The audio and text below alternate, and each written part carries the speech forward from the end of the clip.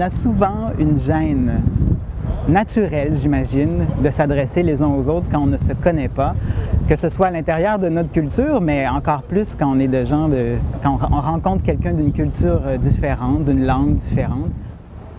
Bonjour! Je vous invite à porter le rond blanc. Ça veut dire, je vous invite à me dire bonjour. Ah, bonjour. Ben, bonjour! Et on lance, tu l'as mentionné, la campagne des ronds blancs qui invite les gens à se dire bonjour, donc à renforcer le tissu social et à ouvrir les gens à la diversité et à la tolérance. Si tu portes le rond blanc dans la rue, ça veut dire que tu lances le message aux gens dans la rue, à tes voisins, dans l'autobus, à l'épicerie, que tu as envie que les gens te sourient, te fassent un bonjour. Bonjour. Bonjour. Bien, Humanité unie, on pourrait dire que c'est basé sur le concept de dignité. Hein. La Déclaration universelle des droits de l'homme dit « Tous les humains naissent libres et égaux en dignité et en droit ». Donc, un concept de famille humaine, justement, d'appartenance à quelque chose qui est plus grand que nous et qui est plus grand que les groupes sociaux qu'on connaît, les nations, les religions, les appartenances politiques, les orientations sexuelles, le statut socio-économique, etc. Donc, cette idée de dignité humaine, ça veut dire que par le simple fait qu'on est être humain, il y a quelque chose, une valeur qu'on ne peut pas nier, qu'on doit valoriser, qu'on doit protéger. I love everything beautiful in life. Art, music. Je suis musulmane. I am Muslim. I'm Muslim. Well, with a friend, I created a project that's called I Am Muslim. So the idea is just to showcase people from Muslim communities, from a Muslim background, to just answer a series of questions. When we asked a woman wearing the hijab what she loves to do, so, you know, completing the answer, I love, and she said, I love scuba diving. And for me, it was just like, that's not something we would expect from, you know, the general public would expect from people who wear, women who wear the veil. I am most proud of my country. I'm most proud of being able to talk to anyone, anywhere.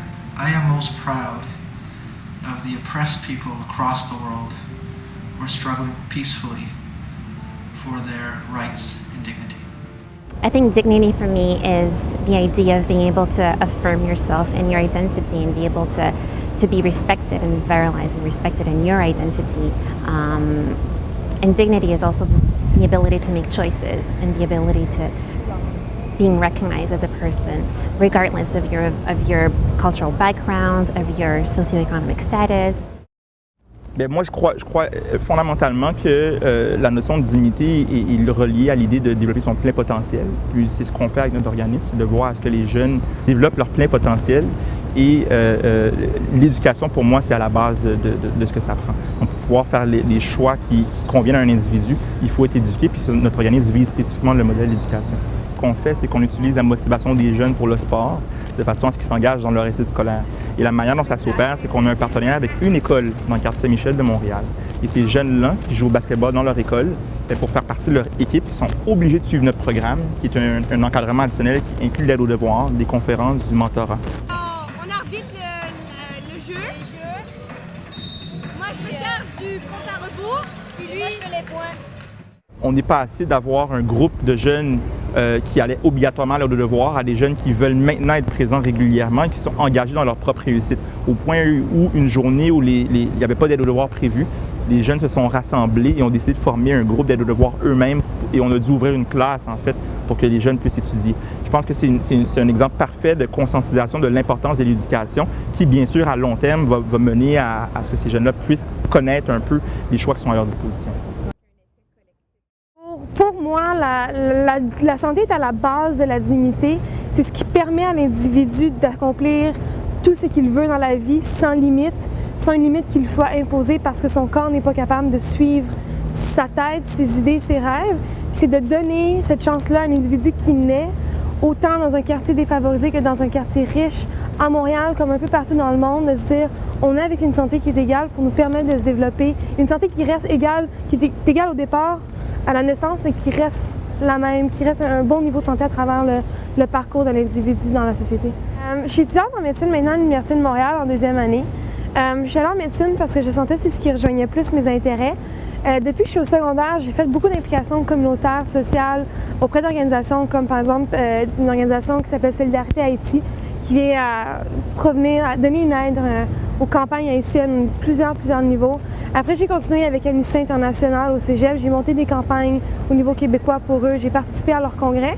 Puis je suis rentrée en médecine parce que je sentais que c'est un domaine qui allait me pousser à bout de mes limites, de mon intérêt, de mon énergie au niveau de tout ce qui est aspect global de l'individu.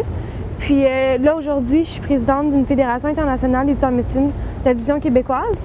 Puis mon mandat, c'est d'éduquer puis de conscientiser mes collègues autour des enjeux socio-culturels et mondiaux de la santé. Fait que c'est un peu ça qui m'amène ici aujourd'hui pour tout ce parcours-là.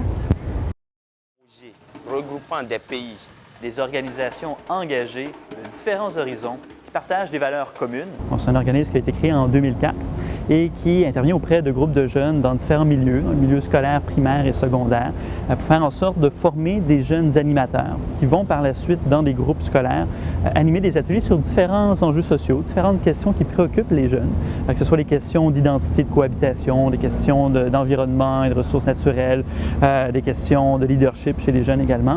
Et les jeunes sont appelés à produire du contenu vidéo, donc des capsules vidéo pour exprimer ce qu'ils pensent à l'égard de ces enjeux-là, ce qui les préoccupe et ce qu'ils voient comme piste d'action.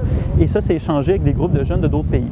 Donc, c'est vraiment de là le ici et là. C'est le ici et là. Donc, on échange entre des jeunes d'ici et des jeunes de différents pays. Parce que souvent, on peut s'imaginer que nos réalités sont très différentes, mais quand on vient à échanger, on se rend compte que parfois, les défis sont partagés et que très souvent, les solutions aussi, elles sont partagées.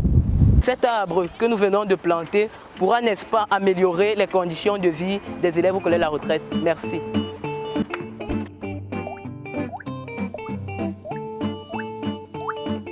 Que chaque famille consomme une grande quantité d'eau chaque jour. Et j'ai appris à être plus sensible à ça. Lors de mon premier séjour au Mali, c'est la première fois que j'allais sur le continent africain en 2002. Je me suis rendu là et moi, j'arrivais en Afrique avec tous les préjugés que les gens peuvent avoir ici. On peut s'imaginer que là-bas, tous les gens sont tristes, sont malheureux, sont malades et tout. Et quand je me suis rendu là-bas, j'ai rencontré un vieux chef de village, le vieux Samaké, qui était à Beneko, en banlieue de Wélé-Sébougou. Ça, c'est très, très loin, là. Et là, j'ai rencontré le vieux chef du village et je pensais que lui, j'allais lui apprendre plein de choses sur la vie. Je pensais que lui avait justement était pauvre en termes de connaissances sur le monde.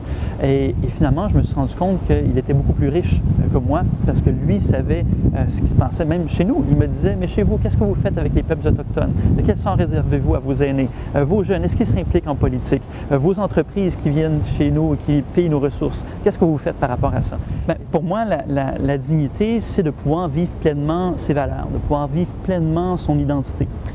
Ça implique de pouvoir bien comprendre les enjeux qui nous préoccupent au niveau de notre communauté, autant au niveau local, au niveau national qu'au niveau international, et c'est de pouvoir prendre action là-dessus. Donc, c'est surtout autant à titre individuel que collectif. Donc, pour des individus, de pouvoir réaliser ses rêves, de pouvoir avoir les moyens de se réaliser, mais aussi pour une communauté, c'est de faire en sorte que l'ensemble des individus puissent co-construire leur devenir collectif, de trouver ensemble des solutions aux défis qu'on a.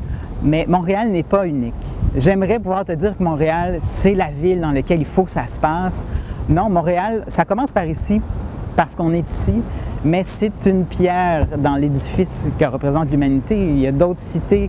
C'est une cité parmi plusieurs et il faut toujours avoir cette perspective-là parce que la fierté d'appartenir à un groupe ne doit jamais exclure ou repousser la fierté d'appartenir à l'humanité aussi.